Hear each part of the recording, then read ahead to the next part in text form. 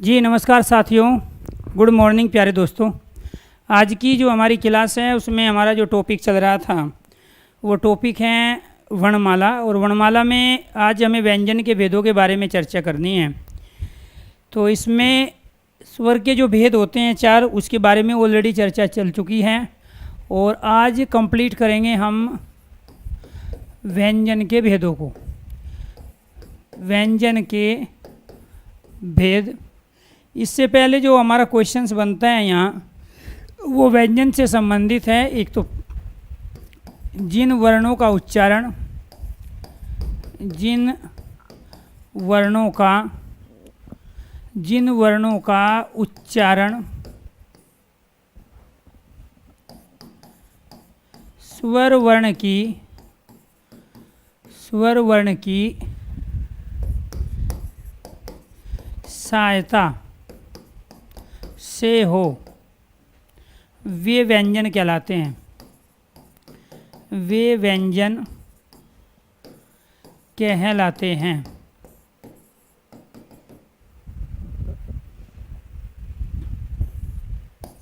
Second, स्वर वर्णों पर आश्रित या निर्भर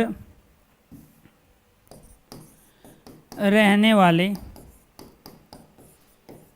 वर्ण व्यंजन कहलाते हैं।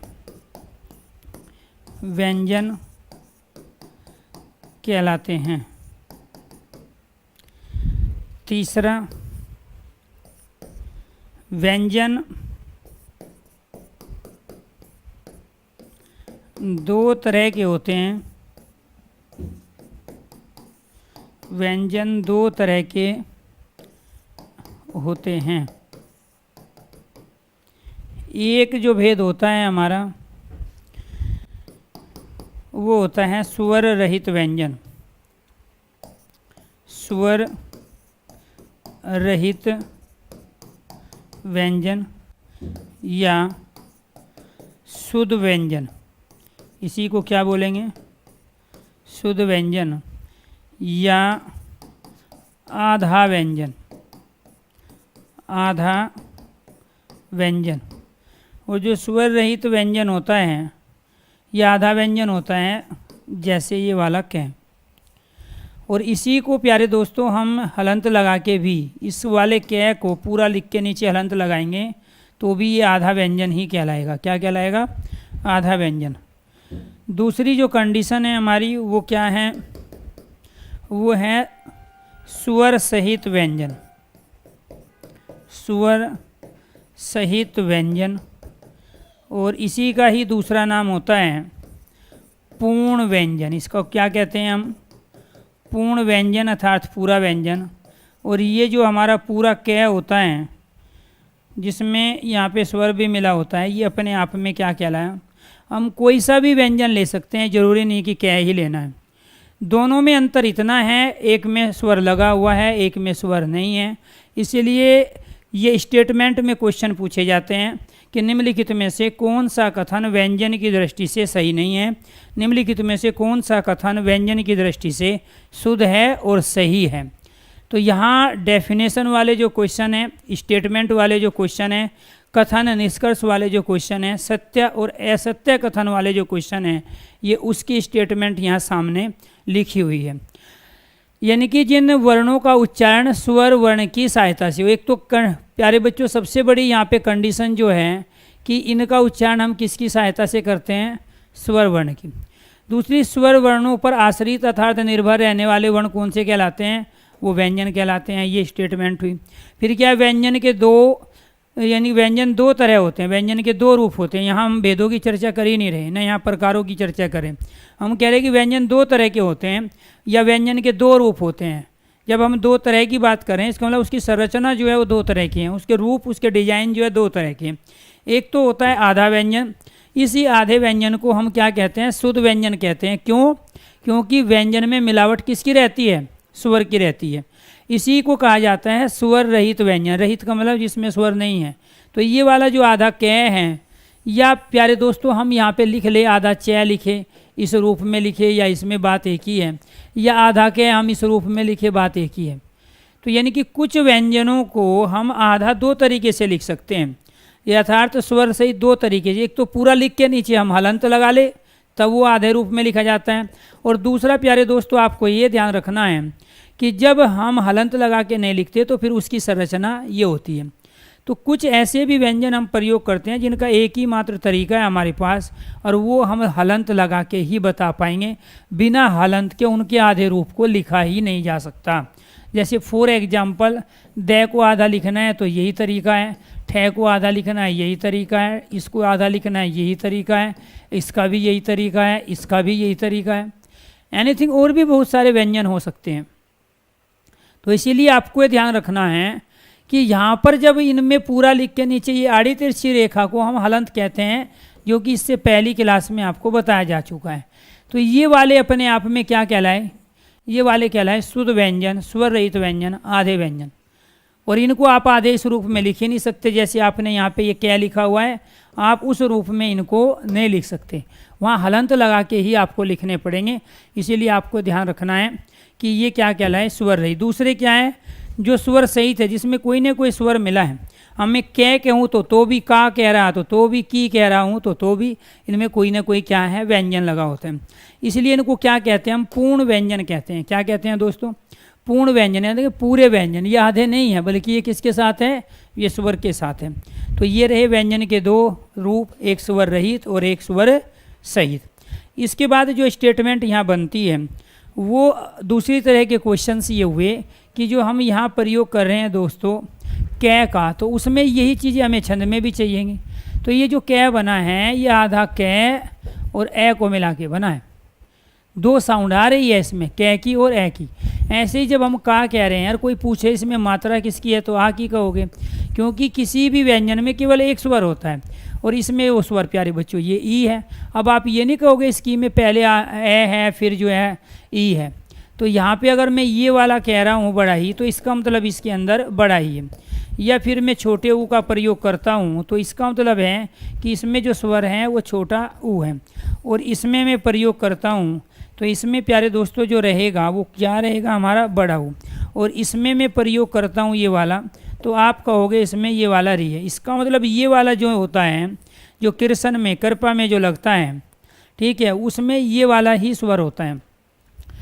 इसके बाद अगर मैं यहाँ पे प्रयोग करने लगूँ इनका, और तो यहाँ पे मैंने ले लिया ये के, तो इसमें आप कहोगे कि इसमें कौन सी मात्रा लगी है, एक मात्रा लगी है, एक मात्रा इसकी होती है। या फिर मैं इसका प्रयोग करूँ तो आप क्या कहोगे, एक ही। या इसका प्रयोग करने लगे तो आप क्या कहोगे प्यारे दोस्तों, इसमें औ ये स्वर है। और इसका प्रयोग करने लगेंगे तो आप क्या कहोगे, इसमें प्यारे दोस्तों ये वाला है। इसमें क्या है, ये तो ये क्या है अपने आप में, ये मात्रा है। ये क्या है अपने आप में प्यारे दोस्तों, ये मात्रा है। इसमें ए की मात्रा है, इसमें आ की, इसमें छोटे ई की, इसमें बड़े ई की, इसमें छोटे ऊ की, इसमें बड़े ऊ की, इसमें ये री की मात्रा है, इसमें आई की मात्रा है, इसमें आई की, इसमें औ की और इसमें औ की मात्रा है। इस छोटे और बड़े ऊ में अंतर केवल इतना है, इसमें 1 सेकंड लगेगा तो इसमें 2 सेकंड। इस छोटे ई में 1 सेकंड लगाओगे तो उच्चारण करने में इसमें 2 सेकंड लगाओगे, ठीक है। ऐसे इसमें छोटे री में 1 सेकंड लगेगा, और संस्कृत में जो 12वां स्वर है बड़ा, उसमें दुगना समय। इसमें आप 2 सेकंड लगा रहे हो तो इसमें आप 4 सेकंड लगाओगे, इसमें आप 1 सेकंड लगा रहे हो तो इसमें 2, इसमें 2 लगा रहे हो तो इतना समय इसमें लगता है, इसका दोगुना इसमें लगेगा, इतना इसमें लगता है, इसका दोगुना इसमें लगेगा। दूसरी चीज़ आपको ये थी मात्राएं, जो कि स्वर थी। अब मान के चलो हमारे पास एक वर्ण प्यारे बच्चों ये भी हम प्रयोग करते हैं, और दूसरा हम ये भी प्रयोग करते हैं, ठीक है। इन रूप में भी तो प्रयोग होता है। अब ये जो आया है ये किसी मात्रा के स्थान पे नहीं आया है, ये किसी स्वर के स्थान पे नहीं आया, बल्कि ये तो किसी न किसी व्यंजन के स्थान पे आता है। और ये जो व्यंजन होते हैं जिनके स्थान पे ये आता है, ये 5 व्यंजन होते हैं दोस्तों। ये कौन से होते हैं, ये 5 व्यंजन होते हैं इनमें से।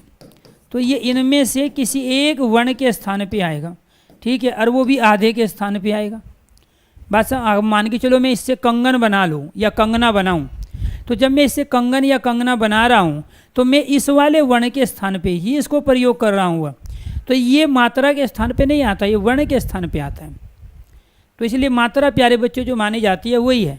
अब ये जो है इसमें ये भी चिन्ह है, ये जो है अनुस्वार चिन्ह है।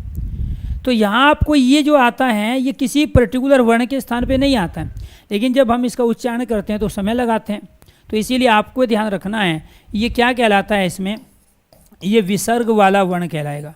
विसर्ग वाला ये वर्ण है, अर्थात ये व्यंजन है। कै पे लगाया तो ये व्यंजन है, और ए के बाद लगाएंगे तो हम क्या कहेंगे प्यारे दोस्तों उसमें, ठीक है, वो स्वर पे है। तो इस वाले चिन्ह को हम विसर्ग कह रहे हैं, और इस वाले चिन्ह को हम क्या कह रहे हैं, अनुस्वार। तो अनुस्वार कोई मात्रा नहीं होती है, अनुस्वार चिन्ह है। विसर्ग मात्रा नहीं है, विसर्ग चिन्ह है। और अनुस्वार जो आता है वो इनमें से किसी एक वर्ण के स्थान पे आता है। क्लियर। चलो अब बात करते हैं मुद्दे की। मुद्दा हमारा ये था कि व्यंजन के भेद, व्यंजन के जो भेद हैं वो 5 भेद हम अलग अलग पढ़ेंगे।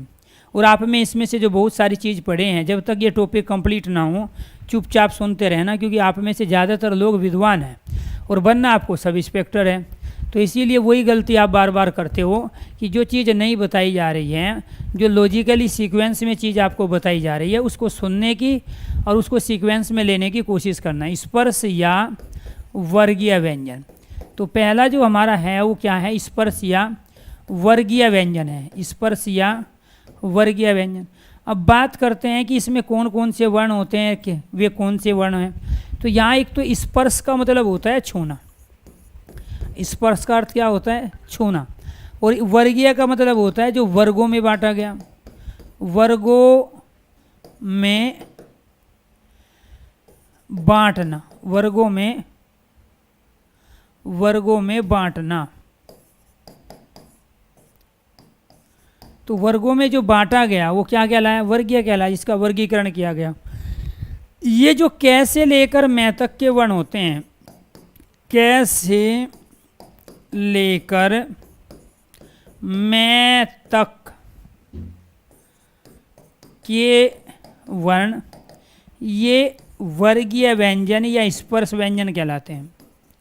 क्या कहलाते हैं, वर्गीय व्यंजन या स्पर्श व्यंजन कहलाते हैं। स्पर्श इसलिए कहते हैं क्योंकि जब कै से मैं तक के जो ये 25 वर्ण होते हैं, जब भी हम इनका उच्चारण करते हैं तो आपको ये ध्यान रखना है, हमारा जो श्वास वायु है जो फेफड़े लेते हैं और छोड़ते हैं, वो जीभ का स्पर्श करके बाहर निकलती है। इसी वजह से इनका नाम पड़ गया स्पर्श व्यंजन। जब भी हम वर्णों का उच्चारण करेंगे तो हमारा एक वाग यंत्र है, जिसके अंदर कंठ का, तालु का, मूर्धन्य का, दांत का, होठ का, फिर कंठोष्ठ, दंतोष्ठ, ये सब का, फेफड़ों का, इनका हम प्रयोग करते हैं। तो ये सारा कहलाता है वाणी का सिस्टम, वाग यंत्र। यंत्र मतलब योजना, वाक मतलब वाणी। तो वाणी की जो योजना है, जब हम उच्चारण करते हैं तो अलग अलग शरीर के अंग, पार्ट इन्वॉल्व होते हैं, तभी हम उनका उच्चारण कर पाते हैं। तो जैसे ही फेफड़ों ने वायु निकाली तो वो जीभ का स्पर्श करके बाहर निकली, तो तब हम इनका सही रूप में उच्चारण कर पाएंगे।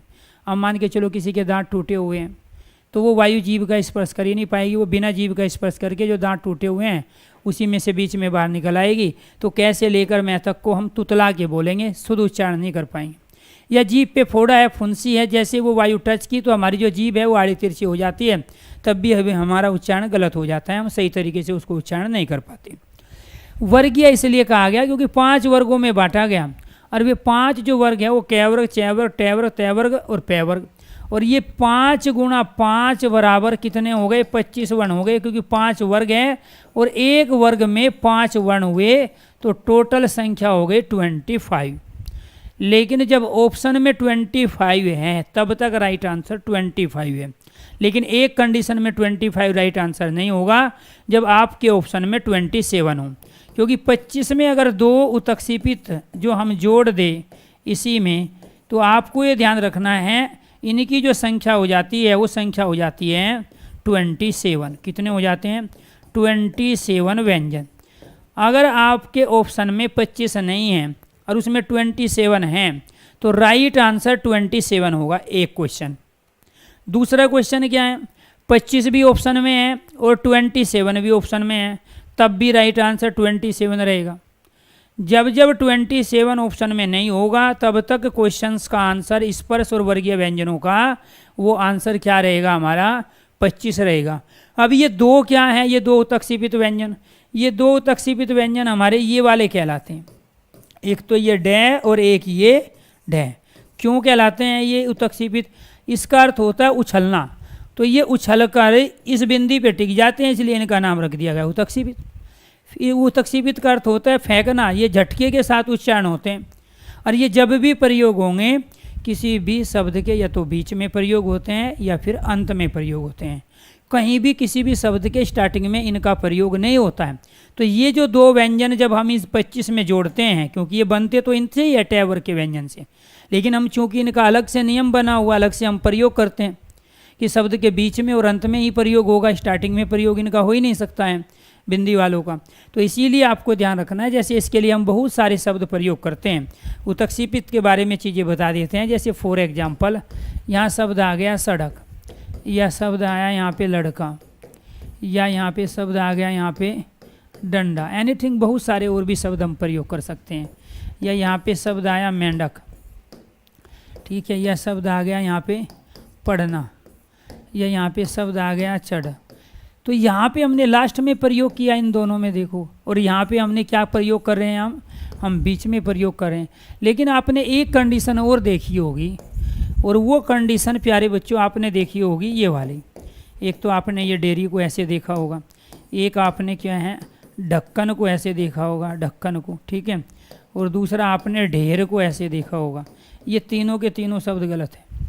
ये भी शब्द गलत है डेयरी, ये भी गलत है और ये भी गलत है, क्योंकि इनका प्रयोग स्टार्टिंग में होता ही नहीं है। हम यहाँ पे इनका प्रयोग नहीं कर सकते दोस्तों, ये नियम है, रूल है। जैसे मैथ में a + b² = a² b² to ab, ऐसे हिंदी में रूल है कि उत्तक्षेपित व्यंजनों का प्रयोग कभी भी किसी भी शब्द के स्टार्टिंग में नहीं कर सकते हैं, किसी भी शब्द के शुरू में हम इनका प्रयोग नहीं कर सकते। ये रूल है, नियम है। और ऐसे बहुत सारे नियम आपको हिंदी में देखने को मिलेंगे। तो इसीलिए जो किताबों में लिखा होता है, तो जब तक आप कन्फ्यूजन तब तक रहेगा जब आपके अनुसार किताब ब्रह्मा ने लिखी है। एक तो सबसे पहले दिमाग में से ये चीज़ निकाल दो कि किताब आपसे भी ज़्यादा घटिया और आपसे भी ज़्यादा कम पढ़े लिखे और कम जानकारी रखने वाले व्यक्तियों ने लिखी है। एक तो आपको ये ध्यान रखना है। आपके लिए किताब क्या, जो किताब में लिखा हुआ है वो 100% सही है, ठीक है, क्योंकि किताब आपके अनुसार ब्रह्मा आया था धरती पे और वो लिख के चला गया, ठीक है, और वो भी इसीलिए लिख के गया कि इसी किताब को पढ़ के कुछ लोग चपरासी बनेंगे, कुछ IAS बनेंगे, कुछ IPS बनेंगे। तो अगर किताब ब्रह्मा ने लिखी है तो धरती पे उससे बढ़िया कोई चीज़ नहीं है। तो किताबों की आरती होनी चाहिए, उनका रोज़ सुबह भजन कीर्तन होना चाहिए किताबों का। लेकिन किताब एक साधन है, और वो साधन किसी आपके जैसे किसी एक व्यक्ति ने जिसको आधी अधूरी नॉलेज थी, उन किताबों के अंदर वे इधर उधर से चीज़ें पढ़ के और उनका सीक्वेंस थोड़ा है चेंज करके उसने छपवा दी। तो दूसरी चीज़ आपको है, किताब कभी भी आपको भर्ती नहीं कर सकती। वो 10 साल पहले भी किताबें भर्ती नहीं करती थी और आज की डेट में तो बिल्कुल नहीं करेगी। 10 साल पहले क्या होता था, उसमें से 50% सिलेबस कवर होता था, थोड़ा बहुत मिल जाता था पेपरों में। आज तो 15% भी किताबों से नहीं मिलेगा। तो आपको ये ध्यान रखना है, किताब के जो पहले पेज पे 2 बड़ी चीज़ें लिखी होती है कि ये चपरासी, खलासी, IAS IPS अधिकारियों के लिए हैं। तो जो किताब चपरासी भी बना रही हो और जो IAS और IPS भी बना रही हो, वो किताब किसी काम की नहीं हो सकती, क्योंकि चपरासी का सिलेबस अलग होता है, उसकी क्वेश्चन की वैरायटी अलग होती है, और IAS PCS वालों की क्वेश्चंस की वैरायटी, उसका सिलेबस अलग होता है। इसका मतलब पहली तो वो सिलेबस ही कवर नहीं करती। दूसरा, उसके पहले ही पेज पे लिखा होगा किसी भी त्रुटि के लिए प्रकाशक, विक्रेता, लेखक जिम्मेदार नहीं है, क्योंकि उसको 10th पास, 12th पास या सिंपल जो किसी ने ग्रेजुएशन कर ली है, एक ऐसे टाइपिस्ट ने उसको प्रिंट किया हुआ है, टाइपिंग की है। अब उसकी स्पीड अच्छी है तो स्वाभाविक बात हो 10वीं हो 12वीं, उससे हमें कोई मतलब नहीं। हमें तो हमारा काम जो है ना कम समय में होना चाहिए, ठीक है, और कम पैसों में होना चाहिए। अब हम जब किताबें लिखते हैं तो उस समय जब टाइपिंग कराते हैं तो अपने से नहीं कर पाते हम, हमारी तो स्पीड ही नहीं है उधर। तो टाइपिंग तो कराएंगे वही 10वीं 12वीं वाले से या ग्रेजुएशन वाले, जिसको हिंदी का क्या है भी नहीं पता है, वो मात्राओं को नहीं जानता, छोटे ऊ बड़े ऊ में क्या अंतर है, छोटा री बड़े री में अंतर क्या है, उसको पता ही नहीं होता है कि इसका प्रयोग यहाँ शुरू में होता है कि नहीं होता है। अरे उसने देखा है कुछ किताबों में तो उठा के वो भी रख देता है, उसको लॉजिक पता ही नहीं है, ना ये नियम पता है कि उत्तक्षेपित व्यंजन का प्रयोग बीच में होता है या अंत में। अब उसकी मर्जी, जहाँ वो बिंदी लगाए ना लगाए, तो वो अपना किताब के पहले पेज पे लिखवा देते हैं। किसी भी त्रुटि के लिए प्रकाशक विक्रेता जिम्मेदार नहीं होगा। किसी भी बुक में, चाहे वो मैथ हो, साइंस हो, हिंदी हो, इंग्लिश हो, किसी भी मीडियम में हो, कम से कम 250 गलती तो हिंदी मीडियम की बुक में मैं निकाल दूंगा। निकालने की बात नहीं उसमें होती है, वो 250 से ज़्यादा होती है मेरी। अगर मैं उसको छानूंगा ढंग से तो 250 निकलेगी कम से कम, हो सकता है 450। लेकिन एक्सपर्ट जो होता है पर्टिकुलर सब्जेक्ट का वही बता सकता है देखो इसके अंदर ये एरर है, ये गलती है। तो एक तो वो जो है ना, कई बच्चे सर कन्फ्यूज हो गए, कन्फ्यूज तो हो गए क्योंकि ब्रह्मा की बुक पढ़े हो, किसी अच्छे इंसान की बुक पढ़ते तो कन्फ्यूजन थोड़ा ही होता। और ब्रह्माओं से पढ़े हो, अब तक पहली बार तो टीचर से पढ़ रहे हो। तो इसीलिए आपको ये ध्यान रखना है कि यहाँ पे जो नियम है, रूल है, उसके अनुसार चलना पड़ेगा। क्योंकि आप भर्ती होने के लिए, सब इंस्पेक्टर में सिलेक्शन लेने के लिए तैयारी कर रहे हो, विद्वान लेखक साहित्यकार बनने के लिए नहीं। तो विद्वान लेखक साहित्यकार के क्या है, फार्म आएंगे नहीं। तो अगर ये 2 व्यंजन हम इसमें मिला देते हैं तो इनकी संख्या कितनी हो गई, 27। और इसकी भी चर्चा किसी किताब में नहीं है। तो इसीलिए आपको ये ध्यान रखना है कि ये जो 25 हैं, इसमें अगर 2 तक्षिपित मिलाएंगे तो क्या होगा, 27। अब जब वो ये क्वेश्चन पूछेगा, वो आपसे यही नॉलेज चेक करना चाहता है, क्या इनको तक्षिपित व्यंजनों के बारे में पता है। वो कहेगा स्पर्श या वर्गीय व्यंजनों की संख्या बताओ। एक में दे दी उसने 11, एक में 33 दे दी, एक में 25 और एक में 27। 99% इस क्वेश्चन का आंसर 25 करके आएंगे लोग, क्योंकि किताबों में 25 दिया हुआ है। लेकिन वो पूछना ही नहीं चाहता, वो तो ये पूछना चाहता है क्या ये स्पर्श व्यंजन जो 25 होते हैं उससे आगे की चीज़ आपको पता है कि नहीं।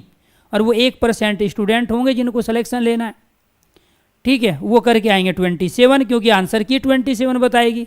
और आप फिर कहोगे अरे इन्होंने तो ये 25 ना मान के 27 माना है, और फिर बाद में पता चलता है अच्छा लॉजिक ये है। तो ये एक क्वेश्चंस हैं जो आज के टाइम में ऑनलाइन और ऑफलाइन क्वेश्चंस पूछे जा रहे हैं। वो कहीं ना कहीं एक ही क्वेश्चन से 2 से 3 अलग अलग लॉजिक, अलग अलग कॉन्सेप्ट की नॉलेज चेक करना चाह रहा है आपसे। क्योंकि वो उत्क्षेपित को अलग से नहीं पूछेगा, वो इसी के साथ पूछना चाह रहा है कि आपको क्या स्पर्श और उत्क्षेपित व्यंजनों के अंदर जो अंतर होता है, जो उनमें आपस में संबंध है, वो पता है कि नहीं। तो जब तक ऑप्शन में 27 है तो राइट आंसर 27, और जब ऑप्शन में 27 नहीं है तब राइट आंसर 25 होगा, क्वेश्चन नंबर 1। इसके बाद दूसरी चीज़ आपको ने क्या सीखी कि इनका प्रयोग जब भी होगा बीच में होगा या फिर लास्ट में होगा, शुरू में हम इनका प्रयोग नहीं करते हैं। अब होली की बहुत सारी ढेर सारी शुभकामनाएं दोगे ना आप, तो ये ढेर को ऐसे मत लिखना, ये वाला ढेर, ठीक है। तो ढेर को कैसे लिखा जाएगा, ये वाला ढेर लिखा जाएगा यहाँ पे, ठीक है। हाँ, ये ढक्कन भी आपको ढक्कन ही बनाएगा जिसको ये पता है कि यहाँ ढक्कन में ये आता है, ठीक है। तो डेरी कैसे लिखा जाएगा, डेरी सही रूप में ये वर्तनी सही है, ढक्कन की जो सही वर्तनी है वो ये है, ठीक है, और ढेर की जो सही वर्तनी है वो ये है। अब ये सही हुई, और गलती क्या थी, ये जो बिंदी प्रयोग की है शुरू में। चलो जी, इसके बाद में स्पर्श व्यंजन या वर्गीय व्यंजन से बनने वाले 22 क्वेश्चन आपको कराते हैं जो यहाँ से पूछे जाते हैं। वो कौन कौन से क्वेश्चन हैं, एक तो दोस्तों ये है कै वर्ग, और इस कै के अंदर वर्ण कौन सा आएगा, कै, इसके बाद में आता है खे, फिर गै, और इसके बाद में छोटा छोटा ही लिख लेते हैं, कै, खे, गै, गै, और एक ये गै।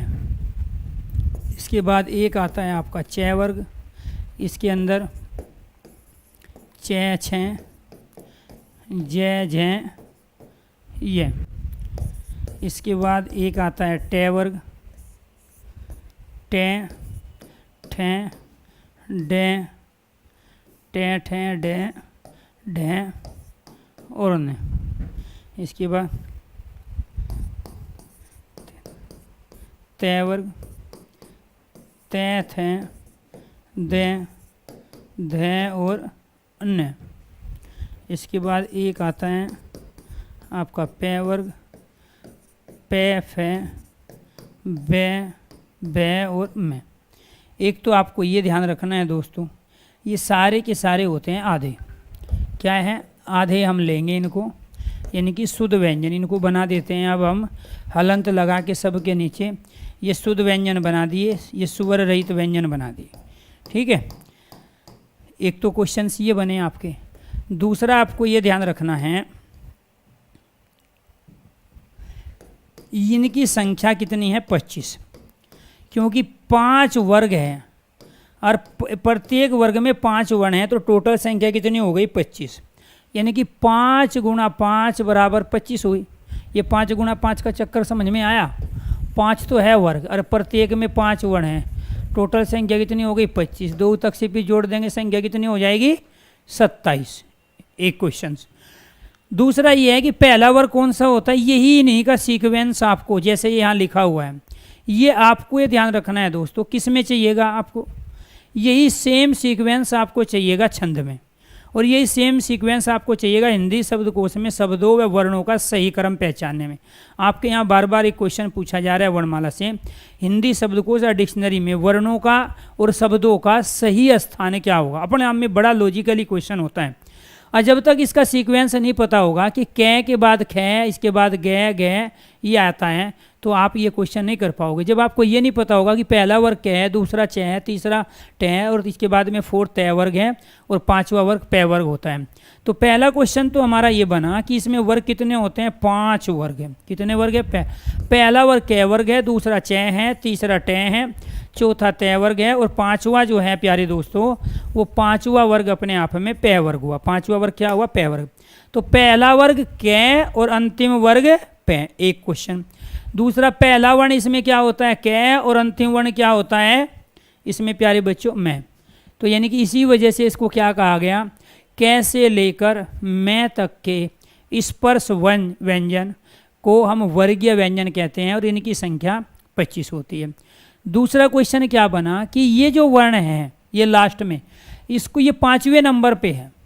ये कितने नंबर पे, 5वें पे। ये पहले पे है, ये दूसरे पे है, ये तीसरे पे है, ये चौथे पे। 5वें नंबर पे होने की वजह से इसका नाम पड़ गया पंचम वर्ण। क्या पड़ा इसका नाम, पंचम वर्ण। और इसी वजह से इसको क्या कहा जाता है, पंचम अक्षर भी कहा जाता है। अक्षर किसे कहते हैं, वर्ण को। और इसी को एक और नाम है, इसको कहते हैं अनुनासिक वर्ण। कौन सा वर्ण कहते हैं, अनुनासिक वर्ण कहा जाता है। इसी को कहा जाता है नासिक्य वर्ण। क्या बोला जाता है, नासिक्य वर्ण बोला जाता है। और इसी को कहा जाता है नासिका वर्ण।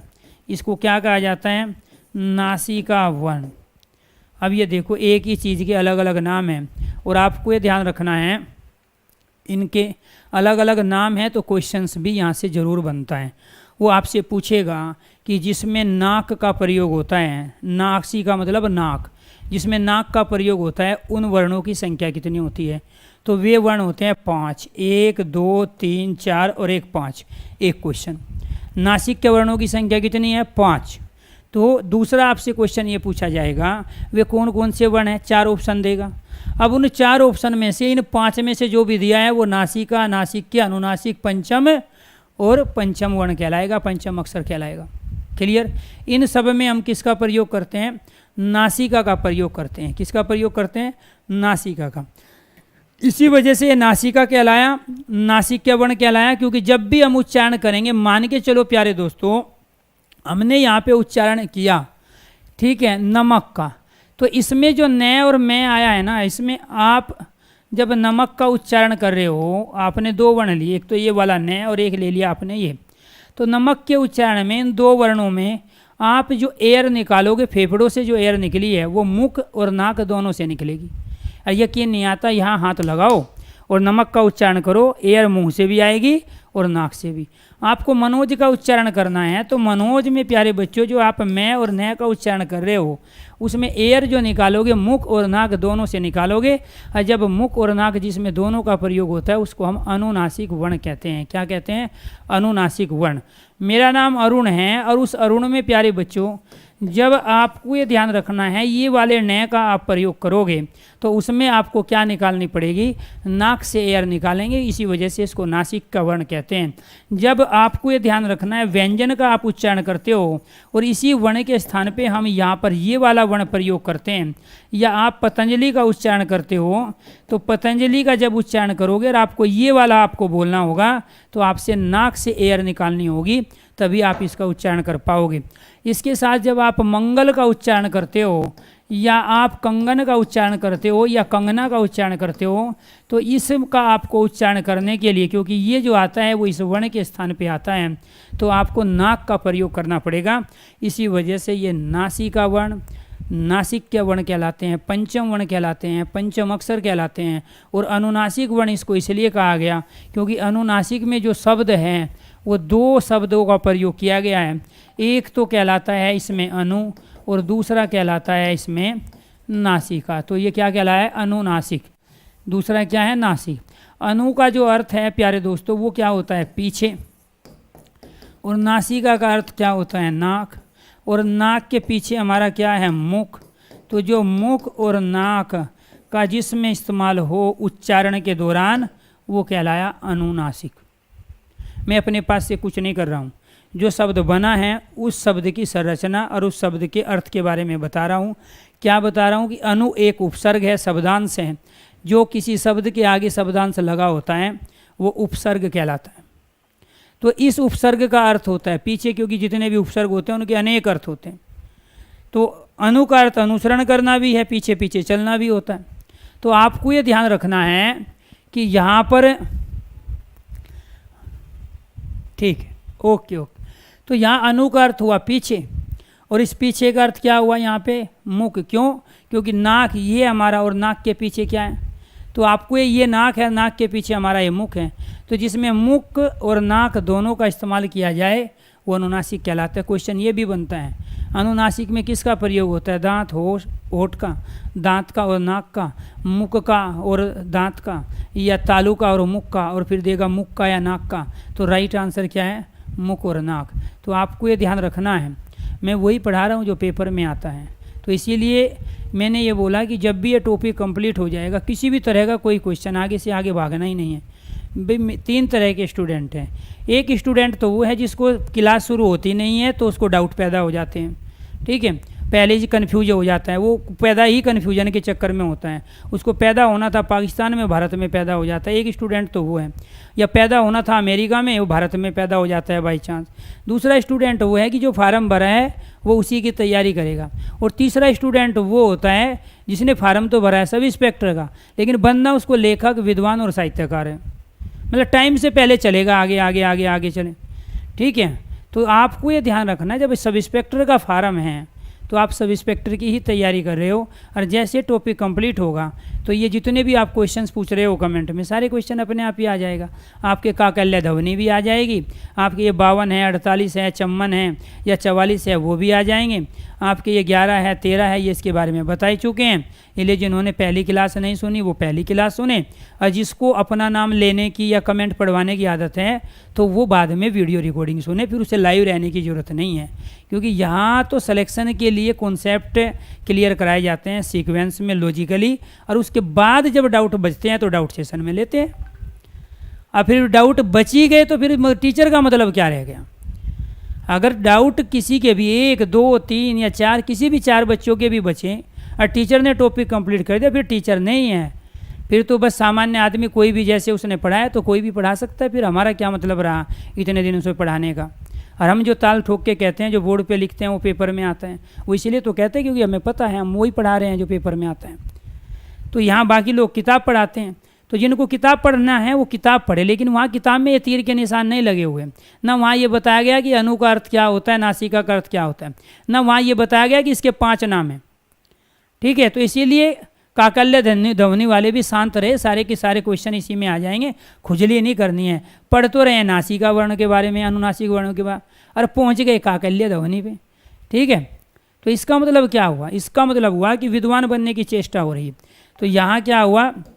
अनु का अर्थ पीछे हुआ, इसको हम मुख कहते हैं। जो मुख और नाक जिसमें दोनों प्रयोग होते हैं उनको क्या कहेंगे? अनुनासिक वर्ण कहेंगे। एक क्वेश्चन तो ये है कि इनका नाम पंचम वर्ण, पंचम अक्षर, नासिका या नासिक वर्ण और अनुनासिक है। कितनी संख्या हुई इनकी? 5 हुई। कौन कौन से वर्ण हुए? गै, ये, ने, ने और मैं हुए। 2 क्वेश्चन। तीसरा क्वेश्चन क्या है? इसका जो प्रयोग हम करते हैं वो प्रयोग करते हैं हम मंगल में। कहाँ प्रयोग करते हैं? और भी बहुत सारे शब्द है, जरूरी नहीं है। हम लिंग का उच्चारण कर रहे हैं तो लिंग में भी तो हम यहाँ पे ये लगाते हैं, तो लिंग में हम इसी का प्रयोग करें। हम गंगा शब्द का प्रयोग करते हैं तो गंगा में जो ये आया हुआ है ये हम इसी वर्ण के स्थान पे लगाते हैं। या कंगन का प्रयोग करते हैं, कंगन में भी हम इसी का प्रयोग करते हैं यहाँ। और इसी को आपने ये लिखा हुआ देखा होगा इस रूप में, देखो बहुत सारी किताबों में आपको ऐसे लिखा मिलेगा। ऐसे गंगा आपको ऐसे लिखा मिलेगा, गंगा कैसे लिखा मिलेगा आपको, ऐसे लिखा मिलेगा गंगा। ठीक है, तो वो क्यों लें, क्योंकि इस वाली बिंदी, अब बिंदी नहीं आएगी यहाँ पे। ये जो अनुस्वार चिन्ह है जिसको आप बिंदी कहते हैं, इसको कहते हैं अनुस्वार चिन्ह। और ये इसी वर्ण के स्थान पे यहाँ पर ये आया हुआ है, और इसी वर्ण के स्थान पे गंगा में यहाँ पे ये आया हुआ है, और ये आधा है। और जब गंगा को आपको लिखना होगा तो आप इस रूप में लिखोगे ना, आप इसका उच्चारण कर लो या इसका कर लो, बात एक ही है। या लिंग को आप लिखोगे तो कैसे लिखोगे, ये आधा है, मैं बार बार कह रहा हूँ, ये आधे के स्थान पे आप इसका उच्चारण करो। मैंने 3 शब्द दे दिए आपको, एक तो दे दिया ये वाला लिंग, एक ये वाला, एक ये वाला। अब कोई क्वेश्चन आपसे पूछने लगे कि शुद्ध वर्तनी बताओ कौन सी है, तो इस शुद्ध वर्तनी ये वाली होगी। शुद्ध वर्तनी बताओ, शुद्ध वर्तनी ये होगी जब तक ऑप्शन में ये है। और ये नहीं दिया है तो शुद्ध वर्तनी क्या होगी, लिंग होगी। तो आपको ये ध्यान रखना है कि यहाँ पर इसमें जो हमने प्रयोग किया ये वाले वर्ण के ही स्थान पर यहाँ पे हमने प्रयोग किया है इसको। ठीक है, और हमेशा आधे वर्ण के स्थान पे आता है, कभी पूरे के स्थान पे नहीं आता है। ठीक है, तो वहाँ शब्द दे के पूछ लेगा इसमें बताइए किस वर्ण के स्थान पे अनुस्वार का प्रयोग हुआ है। इसके बाद यहाँ पे जो व्यंजन आप प्रयोग करते हो, इस व्यंजन में जो बिंदी लगा रहे हो वो इसी वर्ण के स्थान पे लगा रहे हो। और पतंजलि में जो बिंदी आती है, वो पतंजलि में भी जो बिंदी आई वो इसी वर्ण के स्थान पे आई, पतंजलि में भी इसी वर्ण के स्थान पे हमने प्रयोग किए। इसके बाद में यहाँ पे खंड जो शब्द हैं, यहाँ पे हम अनुस्वार का प्रयोग करते हैं या पंडित का प्रयोग करते हैं। तो आपको ये ध्यान रखना है, यहाँ पंडित में जो आया है, खंड में जो आया, तो ये अपने आप में क्या कहलाए दोस्तों, ये इस वर्ण के स्थान पे आए। इसके बाद में यहाँ संसार में जो आया, संसार में, संहार में या संशय में, या फिर यहाँ संजय में, एनीथिंग, बहुत सारे ऐसे शब्द होंगे। इसमें जो आया है वो नए के स्थान पे आया। इन सब में जो अनुस्वार चिन्ह है वो नए के स्थान पे या अनुस्वार के स्थान पे नए आया, बात एक ही है। इसके साथ यहाँ पे जो हम प्रयोग करते हैं स्वम में, ये जो बिंदी लास्ट में लगाई या संविधान में लगाई, तो यहाँ संविधान में और स्वम में जो प्रयोग किया हमने वो इस मैं के स्थान पे किया है प्रयोग। किसके स्थान पे किया है, मैं के स्थान पे। ऐसे ही आपने ये इसको ऐसे लिखा हुआ देखा होगा, एक स्वम आपको ये दे दिया, एक ये दे दिया। ठीक है, अब मान के वो शब्द में पूछ रहा है, सेंटेंस में नहीं पूछ रहा है भाई। अगर इसके बाद में देखो यहाँ अगर हम व्यंजन प्रयोग करेंगे, कोई दूसरा शब्द स्वम के बाद में हमें प्रयोग करना है व्यंजन, अगर उस शब्द में कोई व्यंजन आता है तो इस वाले मैं का अनुस्वार बन जाएगा, और कोई स्वरी आता है तो अनुस्वार को अनुस्वार के रूप में ही हम प्रयोग कर लेते हैं। दोबारा से समझो, यहाँ पे जैसे अगर मैं कह रहा हूँ, कंडीशन को देखो, कंडीशन क्या है। आपका एक पहला ही टॉपिक है हिंदी व अन्य भारतीय भाषाएं, और मैंने ये पहला टॉपिक लिख दिया हिंदी एवं अन्य भारतीय भाषाएं। अब देखो यहाँ पे मैंने क्या किया, इस वाले मैं का प्रयोग किया। अब ये मैं का प्रयोग यहाँ इसलिए हुआ क्योंकि यहाँ स्वर आया है। जब तक यहाँ दूसरा जो कोई भी शब्द इसके बाद प्रयोग करेंगे, अगर उसमें पहले वाला वर्ण कोई भी 11 में से स्वर हैं, तो हम अनुस्वार का प्रयोग ना करके उस अनुस्वार के स्थान पर इस वाले मैं का प्रयोग करेंगे। एवं को आप ऐसे भी तो लिखते हो, एवं ऐसे भी तो लिखा जाता है, ऐसे बिंदी लगा के। वो ऐसे तब लिखोगे जब यहाँ ए के स्थान पे कोई भी व्यंजन होता। अगर यहाँ कोई भी व्यंजन होता इसी के स्थान पे, जब यहाँ व्यंजन आएगा तो आपको ये ध्यान रखना है, तो आप किस रूप में प्रयोग करोगे, मैं को अनुस्वार के रूप में। और जब यहाँ कोई 11 में से कोई स्वर आएगा दूसरे शब्द का पहला वर्ण, तो आप प्यारे दोस्तों उस अनुस्वार चिन्ह के स्थान पे उसी वर्ण का प्रयोग करोगे जो वर्ण वहाँ पे प्रयुक्त हुआ है। तो इसीलिए ये ध्यान रखना है कि जब हम सेंटेंस में प्रयोग करते हैं इसका, तो हम उसको इस रूप में लिखेंगे। और आपसे कोई पूछने लगे, यहाँ एक तो एवं आपको ये दे दिया, मैं आगे लिख देता हूँ, एक एवं तो आपको दे दिया ये वाला, दूसरा एवं दे दिया आपको ये वाला, तीसरा दे दिया आपको ये, और फोर्थ दे दिया आपको। अब आपसे पूछ रहा है इनमें से सही वर्तनी बताओ कौन सी है। ये एक अपने आप में निपात शब्द है संस्कृत का। निपात मतलब जो किसी लिंग वचन काल कारक में परिवर्तित नहीं होते, जैसे हैं ऐसे ही रहते हैं। और हिंदी में इसको हम ही कहते हैं। हिंदी में क्या कहेंगे? ही। राइट आंसर पहला है, क्योंकि वो शब्द में पूछ रहा है आपसे, सेंटेंस में नहीं पूछ रहा है। वो किस में पूछ रहा है? शब्द में पूछ रहा है।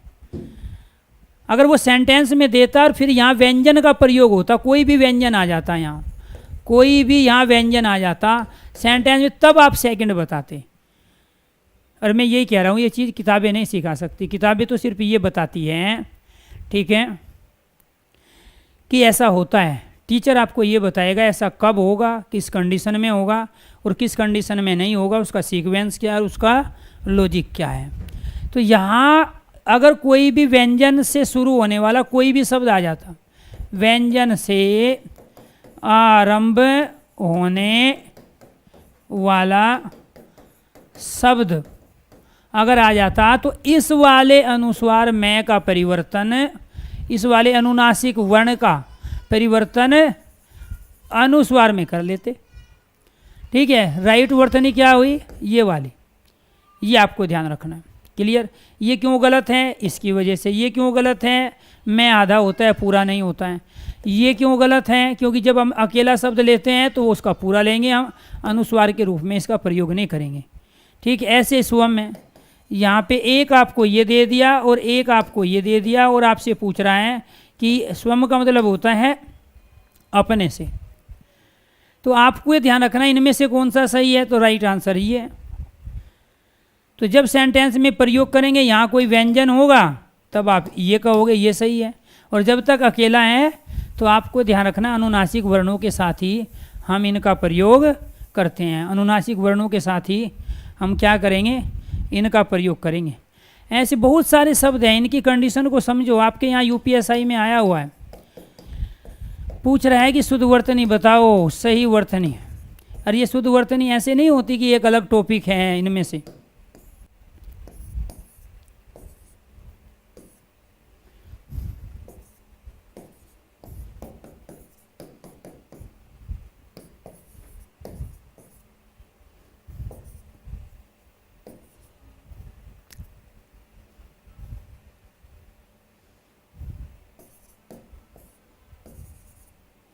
जी बताइए, इसमें से राइट बताना है। आप इसके स्थान पर ए भी लिख सकते हो। अगर आपको ये लग रहा है कि यहाँ इसके स्थान पे आप क्या करोगे? ए भी बताओगे, इसको बी भी बता सकते हो, जिसमें आपको सुविधा रहे। ये आपका डी ऑप्शन है। ये कौन सा ऑप्शन हो गया आपका? ये डी ऑप्शन हो गया। आपको कुछ भी बता सकते हो।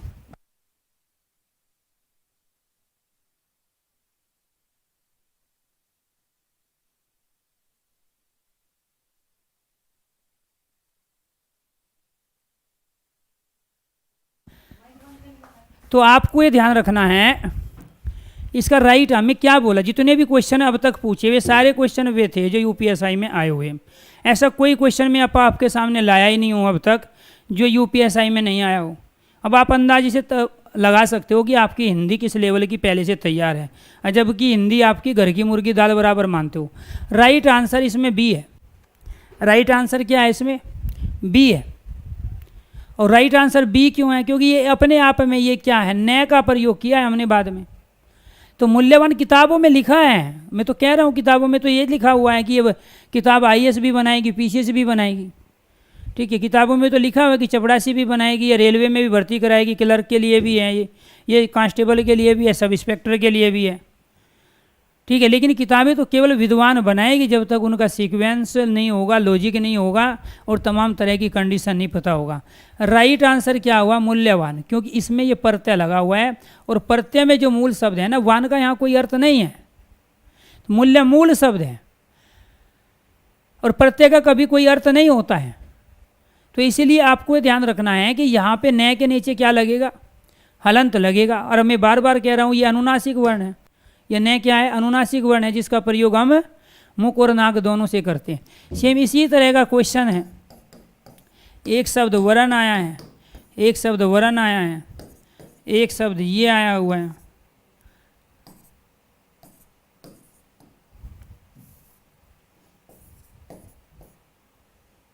एक शब्द ये है। बताओ राइट आंसर क्या होगा? तो वरन का अर्थ होता है बल्कि, किंतु, परंतु, लेकिन। क्लियर? तो अब इसका मतलब लॉजिक समझ में आ गया। तो ये राइट आंसर है। अब आप ये नहीं कहोगे कि नवीन में भी न आया है सर अंत में और इसमें भी रही आएगा। अरे यहां अपने आप में ये एक क्रिया है वर, जिसका मतलब होता है वर्ण करना, चुनना। उसके बाद में प्रत्यय लगा हुआ है और उस प्रत्यय में क्या होता है प्यारे बच्चों? नए आधा होता है। लेकिन नवीन में यहाँ पे प्यारे बच्चों आपको ये ध्यान रखना है कि यहाँ आप हलंत नहीं लगाओगे कि जहाँ देखे, पर्टिकुलर कुछ शब्द के साथ वो कंडीशन है उस तरह की। तो नवीन में नहीं लगाओगे आप यहाँ, ठीक है? या यहाँ नमक में नहीं लगा दोगे, नमक में यहाँ नया दिखाई दिया तो आधा न। तो इसीलिए उन्हीं को प्रैक्टिकली आपको चीज़ों को क्या करना पड़ेगा? सीखना पड़ेगा। तो यहाँ जो मैं क्वेश्चन करा रहा था, ये क्वेश्चन क्या थे? ये अनुनासिक वाले क्वेश्चन थे, अनुनासिक वर्णों से संबंधित क्वेश्चन थे, अनुनासिक चिन्ह से संबंधित क्वेश्चन थे। क्लियर? इसके बाद जो दूसरा क्वेश्चन इसके अंदर आता है, उस दूसरे क्वेश्चन की चर्चा करते हैं। एक तो ये क्वेश्चन था, ये जो 5वां वर्ण था इसमें, ठीक है?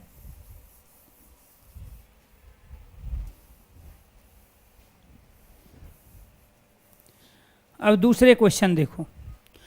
दूसरे क्वेश्चन जो इसके अंदर आते हैं वो क्वेश्चन है ये कि इनमें से ये वाले जो वर्ण होते हैं ना हमारे, एक तो ये वाला डे और एक ये वाला, ये डे और ये डे, ये दोनों के दोनों क्या कहलाते हैं? उत्क्षेपित व्यंजन कहलाते हैं। ये दोनों के दोनों क्या कहलाते हैं? और इसमें अंतर है। यहाँ पे ये बिंदी आती है, ध्यान रखना, और यहाँ जब ये नीचे आते हैं तो इसका मतलब ये टे वर्ग का तीसरा वर्ण है। और जब इसके साइड में बिंदी आती है डे के तो इसका मतलब ये कै वर्ग का अंतिम वर्ण है। तो दोनों में अंतर समझना। ये जो दो वर्ण हैं हमारे, ये कहलाते हैं उत्क्षेपित व्यंजन। कौन से व्यंजन कहलाएंगे? ये आगे बता देते हैं, यहाँ जगह कम है।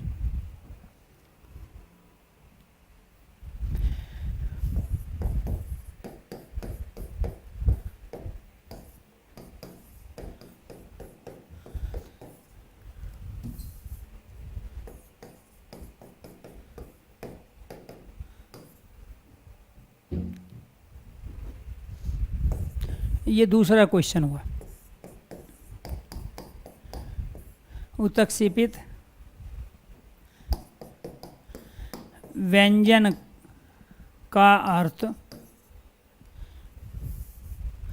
उत्क्षेपित का अर्थ फेंकना या उछलना होता है। उछलना होता है।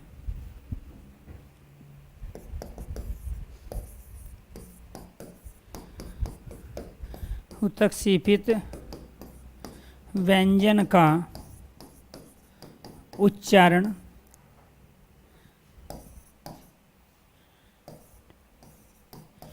झटके के साथ हो पाता है। हो पाता है।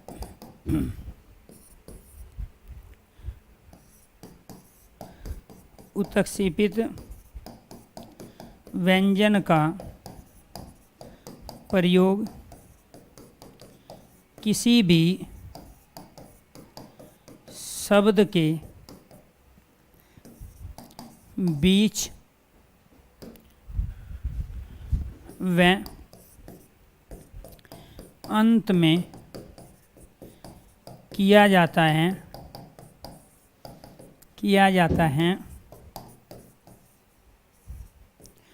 प्रारंभ में नहीं। और वे तमाम एग्जाम्पल आपको दिए गए। ये अपने आप में कई बार स्टेटमेंट वाले जो क्वेश्चन होते हैं आपको ये ध्यान रखना है।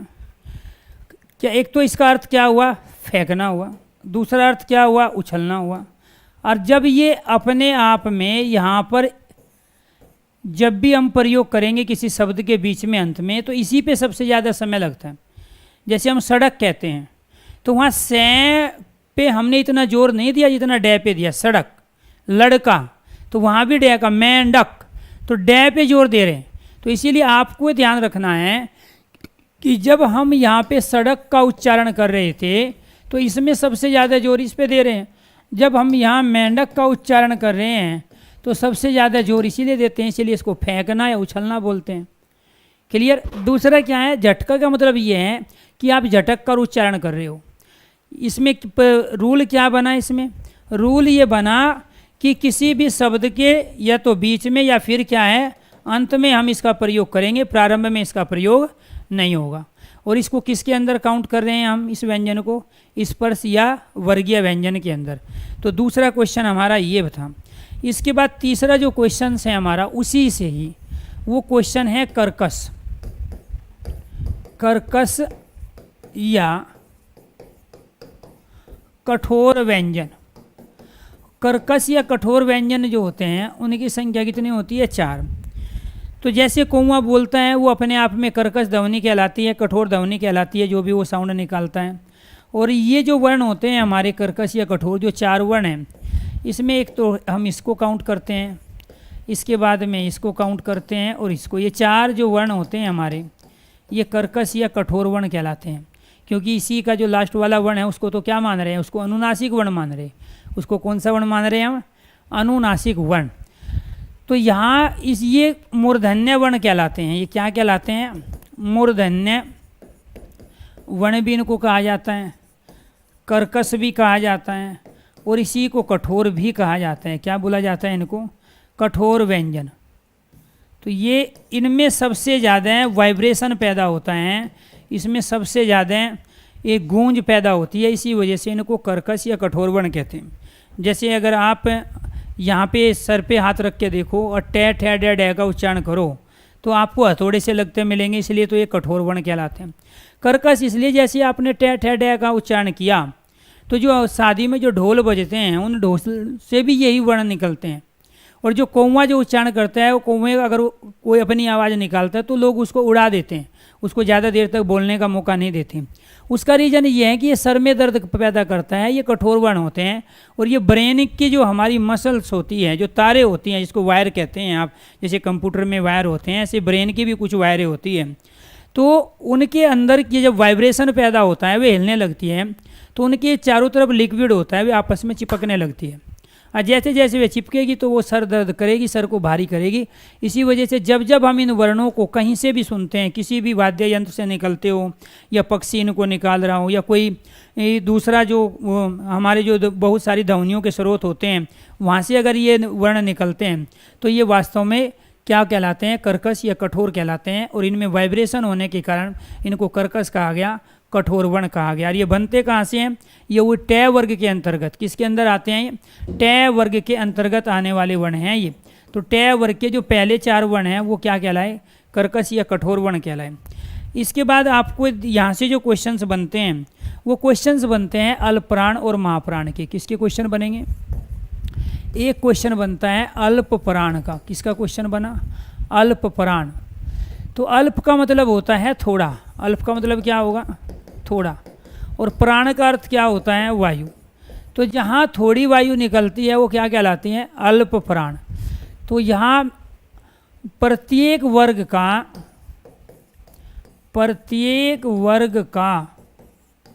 पहला,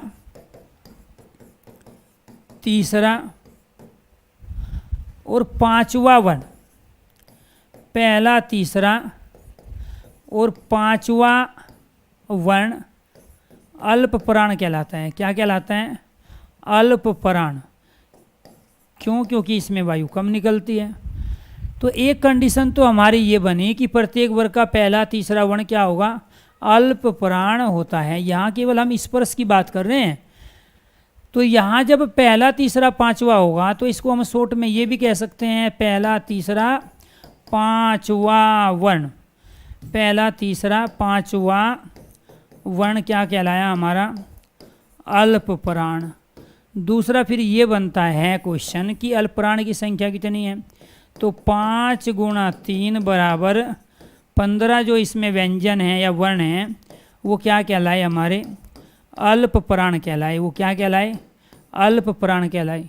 या फिर 4th स्टेटमेंट हम ये बना सकते हैं कि विषम संख्या में आने वाले वर्ण, विषम संख्या पर या विषम क्रम पर, विषम सीक्वेंस पर, क्रम पर आने वाले वर्ण क्या कहलाते हैं? विषम का मतलब क्या हुआ?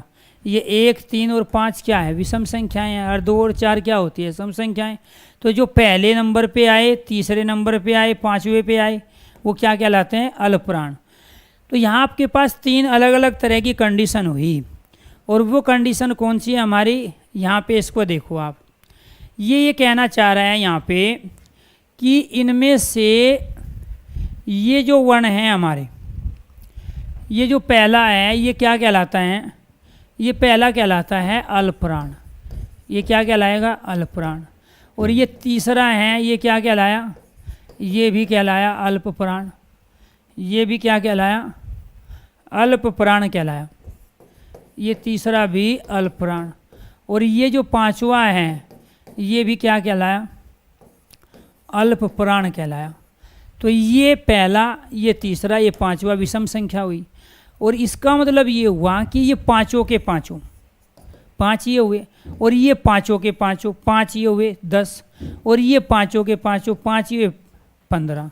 तो 5 × 3 = 15 वर्ण स्पर्श व्यंजन में अल्पप्राण होते हैं।